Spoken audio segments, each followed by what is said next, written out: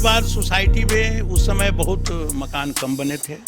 90 के दशक से इस सोसाइटी में एक कोरोना टाइप का संक्रमण शुरू हुआ। जो भी सेक्रेटरी आए इस सोसाइटी को लूट खसोट का अड्डा बनाया। पी सिंह ने एक ऐसा यहाँ काम किया जिससे लोगों के दिमाग में आया कि ये सोसाइटी सोने की चिड़िया है और इससे कुछ दोहन हो सकता है। कि अब ये सोसाइटी में जो भी प्रबंध निदेशक इसके लिए जवाबदेह, मैं उनको खरे आपके माध्यम से उनको चुनौती देता हूं कि भ्रष्ट अधिकारियों को यहां पर स्थानांतरित क्यों किया। एक तो अभी 20 से 30% अनऑथराइज हम जिसको कहते हैं, जो गैर हकदार लोग यहाँ मकान खरीद के इंक्रोच बढ़ा रहे हैं। आईटी के अंदर में पैसा कमाने का जरिया खोजा जा रहा है। जब अमरपाली नारायण सिंह पैसा कमाने के लिए एक टेंट हाउस से इंटरनल एग्रीमेंट कर, क्या जरूरत है उसको? को खाली पैसा देते थे, 4 सिक्योरिटी ज्यादा था, बाकी लोग बंदर बांट करते थे और काफी करप्शन भ्रष्टाचार में राजनारायण सिंह को निष्कासित किया गया।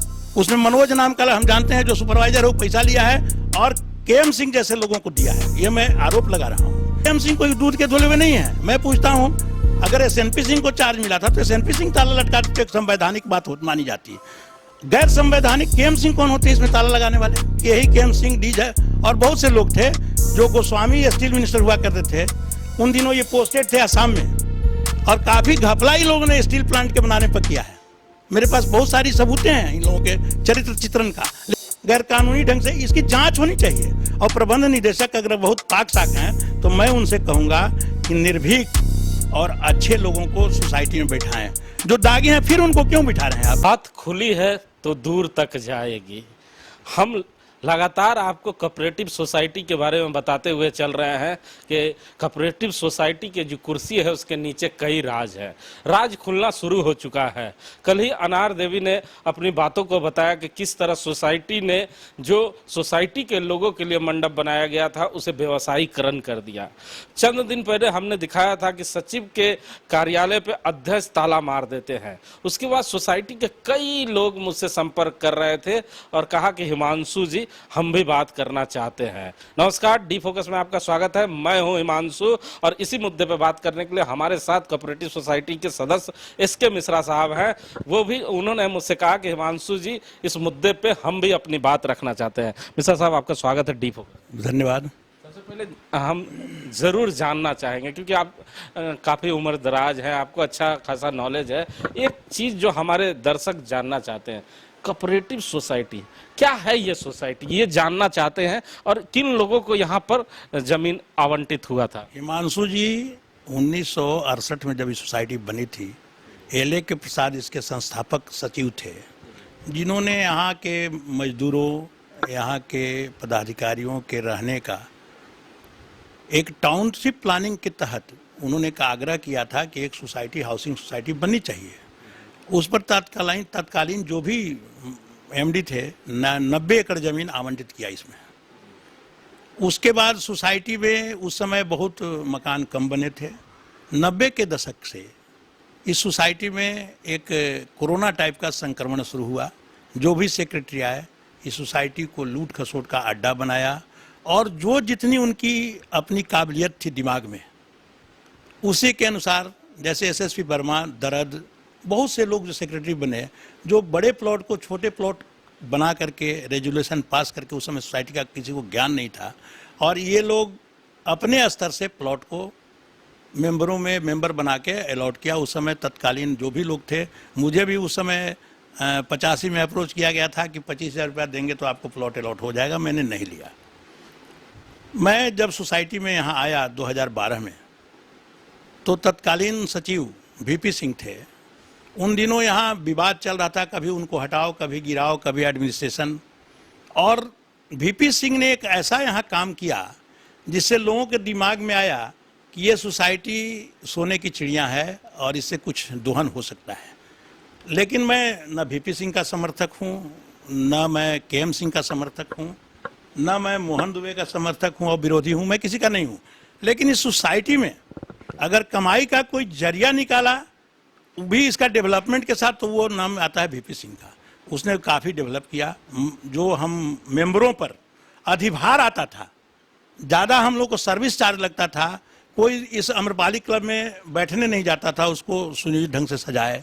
यहाँ गार्ड रखवाए, वो चाहे इंटरनल उनका क्या कार्यकलाप है, लेकिन इसको सौंदर्यीकरण से लेकर के इसके डेवलपमेंट पर और इसकी आय का स्रोत बढ़ाने में वीपी सिंह का अहम योगदान रहा।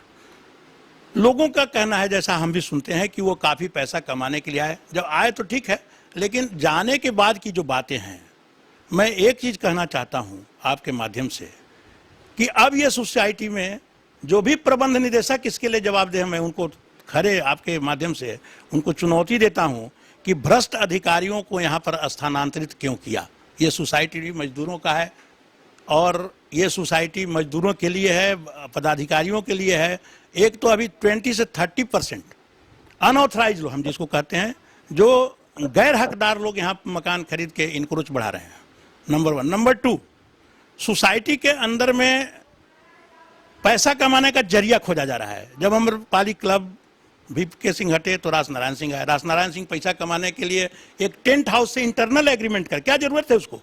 हम कहते हैं कि क्यों नहीं, हाउस इसके पास पैसा था, 2 करोड़ जमा था, और 2 करोड़ जमा होने के बाद आपको ये समझना चाहिए कि वो अपने पैसा से क्यों नहीं, उसको टेंट हाउस को क्यों दिया गया? क्योंकि सबलेटिंग किया गया उसमें, टेंट हाउस में, और टेंट हाउस को सबलेट करके और ये लोग इंटरनल कमाई का जरिया बनाया। वीपी सिंह 45 गो सिक्योरिटी बहाल किया, सब कोने पर घूमता था रात दिन। ये सिक्योरिटी को खाली पैसा देते थे, 4 सिक्योरिटी आता था, बाकी लोग बंदर मार करते थे। और काफ़ी करप्शन, भ्रष्टाचार में रास नारायण सिंह को निष्कासित किया गया। उसके बाद बहुत दिन तक कोई आर के सिन्हा आए। आर के सिन्हा बहुत ईमानदार और बहुत सीधे सपाटे आदमी थे।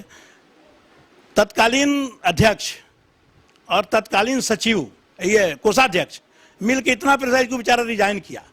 रिजाइन करने के बाद आप देख सकते हैं हमारे कॉर्नर पर रोड तक इनक्रोचमेंट है लोगों को। रोड में भी ये लोग पैसा लेकर के 50,000 रुपये, हमारे बगल में ही है, वो आपका 199 प्लॉट होगा कुछ, उसमें सतीश चंद्रा जी का है। उसमें आप देखिएगा 8 फीट रोड पर उसमें सेट बनवाया है लोग। उसमें मनोज नाम का हम जानते हैं जो सुपरवाइजर है, वो पैसा लिया है और केएम सिंह जैसे लोगों को दिया है। ये मैं आरोप लगा रहा हूँ, क्योंकि हम लिखित के बाद क्यों नहीं हट रहा है वो, उस पर चार्ज है। अगर आप साफ हैं तो सोसाइटी में 10 दिन का ही तोड़ने का मौका लिया, अभी तक क्यों बना हुआ है? या आप संलिप्त है, अध्यक्ष संलिप्त हो, सेक्रेटरी संलिप्त हो, मैं सबको कह रहा हूं। और केएम सिंह कोई दूध के धुले हुए नहीं है। मैं पूछता हूं, अगर एसएनपी सिंह को चार्ज मिला था तो एसएनपी सिंह ताला लटकाते तो एक संवैधानिक बात मानी जाती। गैर संवैधानिक केएम सिंह कौन होते हैं इसमें ताला लगाने वाले? वो जाते कोर्ट में जाते, सील और ताला लगाने का क्या उनका तुक है भाई? आपको पता होना चाहिए कि यही केएम सिंह डीज है।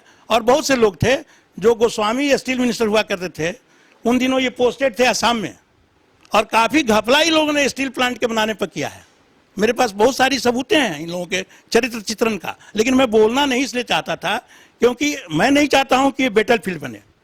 आज असामाजिक तत्वों को बेचना, प्लॉट एम्प्लॉय को नहीं देना, पैसा लेकर के दूसरे को सबलेट करना गैर कानूनी ढंग से, इसकी जांच होनी चाहिए। और प्रबंध निदेशक अगर बहुत पाक साक हैं तो मैं उनसे कहूंगा कि निर्भीक और अच्छे लोगों को सोसाइटी में बैठाएं। जो दागी हैं फिर उनको क्यों बिठा रहे हैं आप, जिन पर चरित्र हनन का केस पहले ही है? हम बता तो रहे हैं कि वो आप आए हैं, कैमरा हमारे कॉर्नर पर आप लेके जाइए, क्यों नहीं हटाए? ये लोग बहुत ईमानदार हैं। तो वर्तमान सचिव पर ये आरोप आप लगा रहे हैं? नहीं, वर्तमान सचिव हो चाहे पास्ट हो, हम कहते हैं कि सोसाइटी का काम में इनको इंटरेस्ट नहीं है, सिर्फ लेन देन में इंटरेस्ट है। और केएम सिंह उसके जनक हैं, इसलिए कि इन्हीं के प्रेशर में आर के सिन्हा ऐसा ईमानदार सेक्रेटरी हटा, रिजाइन किया। आई लोग प्रेशरली रिजाइन करवाया। केएम सिंह कौन है? अध्यक्ष नहीं, हाँ केएम सिंह अध्यक्ष हैं। अभी हम तो मिले भी नहीं हैं, लेकिन सुने हैं। लेकिन आर सिन्हा को मैं जानता हूं व्यक्तिगत तौर पर।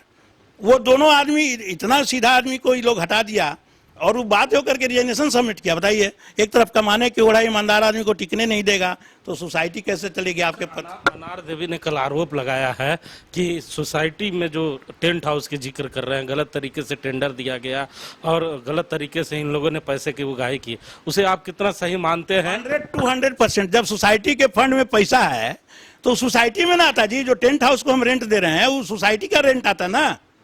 पैसा ना रहे तो आप बनवाते, प्राइवेट को देते। आपके पास इतना पैसा भी जमा है फंड में। हमको जैसा कि वीपी सिंह ने रिजाइन के बाद हम पूछे कि क्या हुआ, तो बोला कि हम 2 करोड़ जमा करके गए हैं। तो ये तो सराहनीय कार्य है।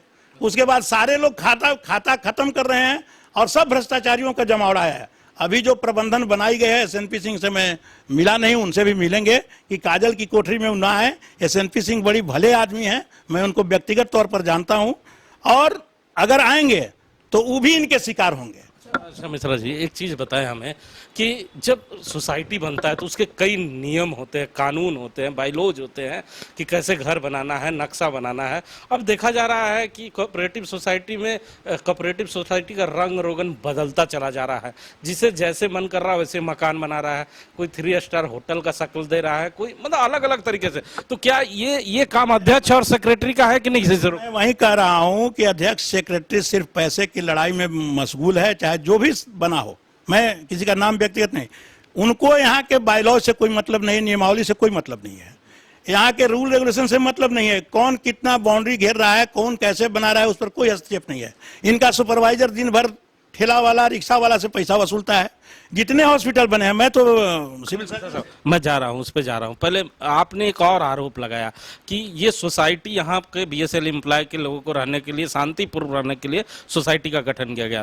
फिर सोसाइटी में इतने सारे ठेले, खुमचे, सिंघाड़ा वाले, जिलेबी वाले कैसे आने लगे? क्योंकि पहले ये सोसाइटी में नहीं आते। यही तो हमारा रोना है। मैं एक सदस्य के नाते यही तो रो रहे हैं कि जहाँ ध्यान देना चाहिए अध्यक्ष और इसको सेक्रेटरी को, वहां ना दे के ऑफिस में सिर्फ चिल करो। आपने कहा कि इन लोगों से पैसा लिया जाता है। हाँ, पैसा लिया जाता है। आप अपने किसी ठेला वाले को रोक के पूछे कि इस घुसने में कितना पैसा देना पड़ता है, आपको बता देगा। आप छोड़ दीजिए, बाउंड्री किनारे किनारे जितने दुकान हैं सब सेक्रेटरी, सब ये कोऑपरेटिव के ये से लाइन लिए हुए हैं लोग, और सबसे वसूली कराता है लोग, चाहे कोई हो। क्यों, कैसे हो रहा है? ये रासनारायण सिंह जब बने तब से ही शुरू हुआ। रासनारायण सिंह अपने भी फंसे हुए हैं करप्शन की चार्ज में, उसी हिसाब से मैं तो आरोप लगा रहा हूं, मुझे कोई डर नहीं है किसी से। एक चीज और जानना चाहूंगा, क्योंकि आपने बहुत लोगों को पीआईएल किया है, बहुत लोगों की कानूनी लड़ाई भी आप लड़ते हैं, तो हम जानना चाहते हैं कि ये जो सोसाइटी है ये लोगों के रहने के लिए बनाया गया था, ये अस्पताल खाना कब बन गया? कई अस्पताल यहाँ बनने लगे और अपने तरीके। यहाँ के सदस्यों को तो यही रोना है, जो रह गए हैं वो रो रहे हैं, और जिनके मर गए, बाहर बड़े अफसर बन के चले गए, उनको कोई कार्य करिंदा और किराए पर दे दिए हैं, उनको पैसा मिल रहा है, उनको मतलब नहीं कि बायलॉज क्या है, नियमावली क्या होती है। मैं 10 बार सब सेक्रेटरी से आग्रह किया है कि सबसे पहले 68 में इसका रिन्यूअल है, आप लोग रजिस्ट्रार से मिल के इसका नियमावली तो चेंज कीजिए। अट्टालिका बना रहे हैं 5 तल्ला 4 तल्ला, उसका कोई नॉर्म्स नहीं, अनऑथराइज हैं हम। तो अनऑथराइज को ऑथराइज करने के लिए नियम है कि जीबी के मीटिंग बुला के उसको बायलॉज अमेंडमेंट कराने के लिए दीजिए। कोई नहीं कर रहा है, क्योंकि यहाँ जो आता है शॉर्ट टर्म में पैसा कमाता है, लूट खसुट के कलेक्शन करेगा, भागेगा, उस पर एक चार्ज होगा, सुपरसीड होगा, 6 महीना ताला बंद होगा, फिर किसी को एमडी भेजेगा। एमडी को चाहिए, मैं खुले तौर पर एमडी को चैलेंज कर रहा हूँ कि ऐसे भ्रष्टाचारियों को क्यों बना रहा है, ईडी क्यों ऐसा बना रहा है।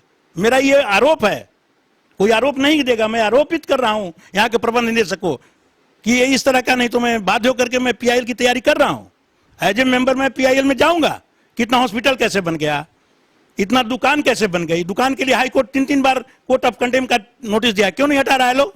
सेक्रेटरी को वहां रुझान नहीं है, ये रेसिडेंशियल हो, चलिए बढ़ गया, कोई मतलब नहीं है। एक चीज और बताए, जब ये हाउसिंग सोसाइटी है, यहाँ लोग रहने के लिए आते हैं, तो जब भी ऐसी कमेटी का गठन किया जाता है तो अभी कमेटी की कुर्सी के लिए बड़ी मारामार हो रही है, तो क्या कारण है? कुर्सी के लिए नहीं हो रही है, वो पैसे के बंदर बांट के लिए हो रही है।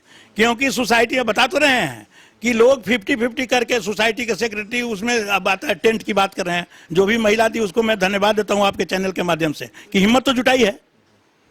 उसको बताइए क्या जरूरत है। मैं पूछ रहा हूं कि करोड़ रुपया सोसाइटी में इनकम है, तो हम अपना 2-3 लाख रुपया खर्च करके परमानेंट स्ट्रक्चर लेंगे, तो जो भी रेंट बढ़ेगा वो मेंबर के हित में आएगा, एक पॉकेट में सेक्रेटरी का नहीं जाएगा, या वो टेंट हाउस के पॉकेट में नहीं जाएगा। इसमें बड़े बड़े दिग्गज हैं, मैं नाम नहीं बताना चाहता हूं, कांग्रेस के अध्यक्ष कहे जाने वाले भी टेंट हाउस की तरफ से पैरवी करते हैं।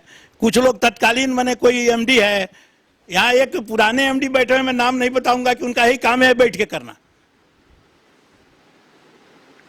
और जरूरत आएगी तो मैं पीआई में उनका नाम दूंगा, क्योंकि वो बदनाम हो रहे हैं। एक स्वच्छ आदमी थे, वो मेरे ही जिला के हैं, लेकिन मुझे शर्म लगता है कहने में कि छोटी छोटी सी बातों में वो एमडी को प्रभावित करते हैं यहाँ के लोगों के लिए। मैं कभी प्रभावित करने की बात नहीं कर रहा हूं, मैं ट्रांसपेरेंट दिखाने की बात कर रहा हूं कि अगर केएम सिंह में दम है, और ताला उनको मारने का कौन सा राइट है भाई? सेक्रेटरी को चार्ज नहीं मिला तो सेक्रेटरी जाएगा ना कि अध्यक्ष का ताला मारेगा? भाई कहीं ना कहीं वेस्टेड इंटरेस्ट है उनका, केएम सिंह का, क्योंकि उनको लूटने की आदत है। हम बोल रहे हैं कि उन्हीं के रीजन में ये बना है, सतीश चंद्रा के यहाँ रोड में, तो हम समझेंगे ना कि कैसे बन गया। कंप्लेन पड़ा हुआ है उनके पास, कई बार देखने आए, क्यों नहीं हटा आज तक? मैं चार्ज कर रहा हूं उन पर सदस्य होने के नाते, ये मेरा अधिकार है। तो सुना आपने, ये एसके मिश्रा साहब है जिन्होंने कोऑपरेटिव सोसाइटी के ढके हुए चादर को उघाड़ के रख दिया है, और डीआई साहब के चेहरे पर जो खुशी थी, उस खुशी को इस इंटरव्यू को देखने के बाद डीआई साहब जरूर मायूस हो गए होंगे। क्योंकि डीआई साहब सुन ले, बोकारो स्टील सिटी में लोग कितने प्रताड़ित हैं, और अपने चेंबर में बैठकर अपने अधिकारियों के साथ गुफ्तगू कर कर बोकारो का विकास नहीं हो सकता है। ठीक है, सेल की बढ़ोतरी हो रही है, सेल मुनाफे में जा रहा है, लेकिन सेल के द्वारा किए गए बनाए गए सोसाइटियों का हाल आप देख रहे हैं कि किस तरह सोसाइटी को लूटा जा रहा है। रुकिए, ये बातें मैं नहीं कह रहा कि इस सोसाइटी में लूटपाट चल रहा है और यहाँ ठेला लगाने वाले लोगों से भी पैसे लिए जाते हैं, ये बातें मैं नहीं कह रहा, ये बातें एसके मिश्रा सर कह रहे हैं। और इन्होंने कहा है साफ तौर पर कि चंद दिनों के अंदर अगर सोसाइटी इन तमाम मुद्दों पर कार्रवाई नहीं करती है तो ये पीआईएल करने जा रहे हैं, और पीआईएल के बाद ही इन्हें न्याय मिल पाएगा। क्योंकि इन्हें लगता है कि लंबे समय से एप्लीकेशन पे एप्लीकेशन देने के बाद भी यहाँ के अधिकारियों के कान में जू नहीं रेंग रहे हैं, तो अंतिम जो फैसला होगा, अंतिम जो न्याय की गुहार होगी, वो न्यायालय में जाके ही होगी। अब आने वाला समय ही बताएगा कि एसके मिश्रा साहब जब पीआईएल करेंगे तब अधिकारियों की निंद्रा टूटती है कि उसके पहले। कैमरामैन देवेंद्र के साथ जीपी हिमांशु।